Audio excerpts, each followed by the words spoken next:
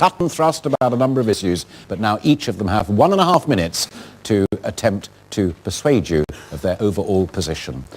Mr. Clegg, you first. Well, thanks for starters for sticking with us for a full 90 minutes. What I've tried to show you this evening is that there is an alternative to the two old parties. I know many of you think that all politicians are just the same. I hope I've tried to show you that that just isn't true. Whether it's on the questions from Alan on care, Jacqueline on crime, Helen on politics, Joel on schooling, Robert on the deficit, I believe we can answer all of those questions. I believe we can rise to all of those challenges if we say no to the old parties and yes to something new and something different. And that's what I offer. That's what the Liberal Democrats offer. So don't let them tell you that the only choice is between two old parties who've been playing pass the parcel with your government for 65 years now, making the same promises, breaking the same promises, making the same old mistakes over and over again. Because I think, despite all the challenges, all the problems we have, I think we can be really hopeful about the future. I genuinely believe we can have a better, fairer country if we do things differently.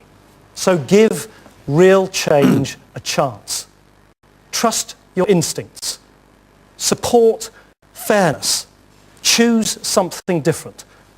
And that'll give you and your family a better, fairer life. Thank you. You know, it's been a great opportunity to exchange ideas this evening. And I know we're not up against the X Factor or Britain's Got Talent, and I hope people have been able to stay with us in the exchange that we've had about the future policies of this country. I was really struck with a number of questions, but particularly the one from Robert about the future of his healthcare trust and about the jobs that may be at risk. And I've got to come to this central problem that we've got at the moment. We have got to make a decision now about how we secure the recovery this year. We've got to make a decision about whether we put funds into the economy or take funds out of the economy. Now, I'm very clear. We mustn't make the mistakes of the 1930s or the 1980s when unemployment rose for 5 years after the official end of the recession. So we've got to make sure the money is in the economy this year so that the recovery is secure. And then we've got to make sure that as we cut the deficit, we are fair to our National Health Service, our policing, and fair to our schools. And that's why the National Insurance rise is necessary to protect our health service, our schools, and our police.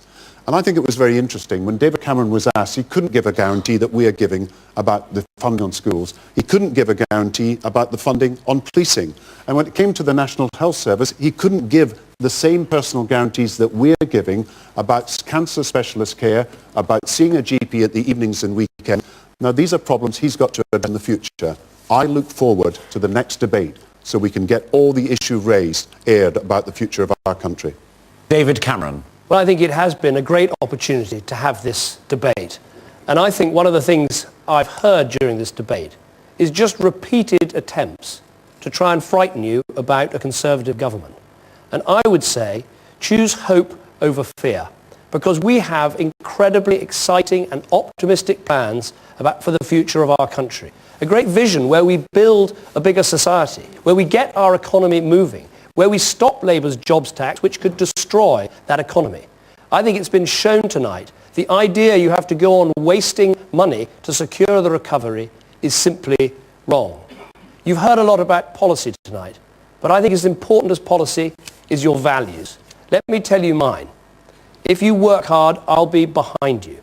If you want to raise a family, I will support you. If you're old and you become ill, we will always be there for you. This is an amazing country. We've done incredible things. I think we can go on and do even more incredible things, but we need two things. A government with the right values and also an understanding that we're all in this together, and real change comes when we come together and work together. That's the sort of change and that's the sort of leadership that I would bring to our great country.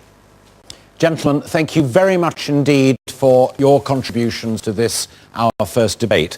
And can I turn to you as well, all of you here with us this evening.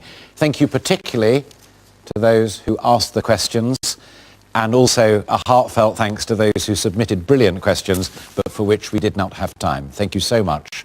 Our thanks then to Nick Clegg, to Gordon Brown and to David Cameron. Stay with us now on ITV1 for instant reaction and analysis of the debate on News at 10, including the results of the first opinion poll on who came out on top tonight.